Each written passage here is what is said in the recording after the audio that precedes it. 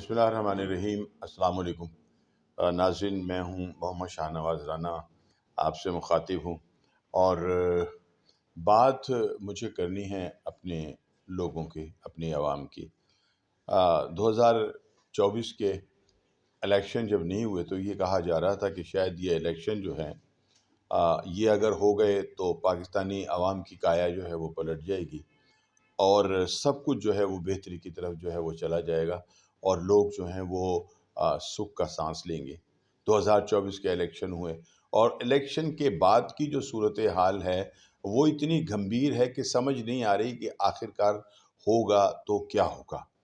یہاں تو وہ جو کہا جا رہا تھا کہ شاید پاکستانی عوام جو ہیں وہ 2024 کے الیکشن کے بعد بڑا سکھ کا سانس لیں گے، ایک بہت مضبوط قسم کی حکومت بنے گی جو پاکستان کے عوام کے مسائل کو حل کرے گی، بھوک و افلاس کو ختم کرے گی، مہنگائی کو ختم کرے گی، بجلی سستی ہو جائے گی، پیٹرول کی نہریں بہنا شروع ہو جائیں گی، لوگ جو ہیں وہ ایک بڑی آسان زندگی گزاریں گی۔ لیکن لگتا یوں ہے کہ اس الیکشن کے بعد ایک اور ایسا طوفان آنے والا ہے اس پاکستان میں کہ جو کم از کم غریبوں کو تو بہا کر لے جائے گا۔ اور اس کی زندہ مثال جو ہے ابھی یہ دیکھ لیجئے کہ ابھی تو اونٹ کسی کروٹ بیٹھا ہی نہیں ہے، ابھی تو صرف حکومت بنانے کی باتیں ہو رہی ہیں کہ کون کون ملے گا اور کیسے حکومت جو ہے وہ بنے گی۔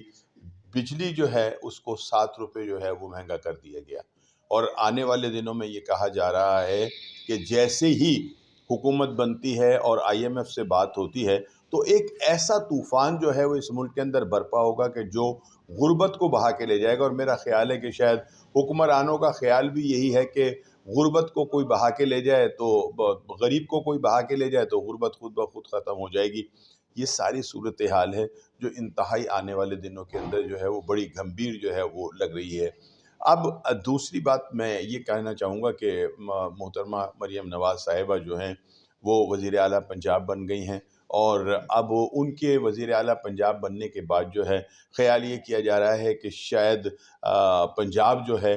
وہ بہت جس کو کہنا چاہیے کہ کامیابیوں کی راہ کے اوپر جو ہے وہ گامزن ہو جائے گا۔ گڈ گورننس جو ہے وہ سب سے بڑی اہم بات ہے۔ مریم نواز صاحبہ جو ہے کوشش کر رہی ہیں، انہوں نے اب آغاز جو ہے وہ تھانوں سے کیا ہے، تھانوں پر جانا شروع کیا ہے، وہاں کے معاملات کو دیکھنا شروع کیا ہے اور اب وہ کوشش کر رہی ہیں۔ ویسے تو ان کے پیچھے ہاتھ جو ہے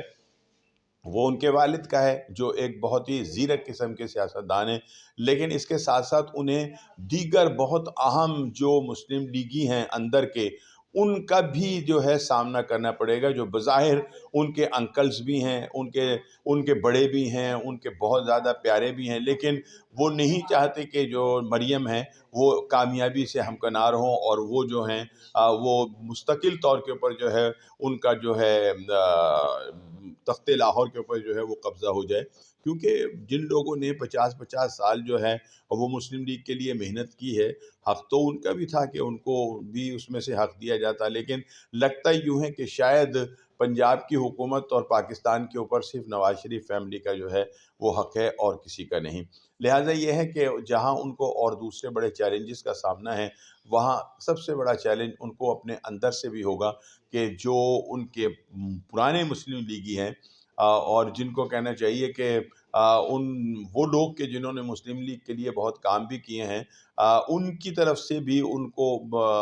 اندرون خانے جو ہے وہ مزاحمت جو ہے وہ ہو سکتی ہے اور پھر ایک تگڑی اپوزیشن جو ہے وہ بھی اب ان کے سامنے نظر آ رہی ہے۔ تو دیکھنا یہ ہے کہ آیا ان لوگوں کے آنے سے، کہ جو یہ دعویٰ کر رہے ہیں کہ ان کے آنے سے شاید پاکستان کی تقدیر جو ہے وہ تبدیل ہو سکے گی یا نہیں، غریب عوام کو ایک وقت کی روٹی مل سکے گی یا نہیں۔ اور اب میں جاتے جاتے 2-4 منٹ میرے پاس چونکہ رہ گئے، ان 2 منٹوں میں یہ ضرور کہوں گا کہ اب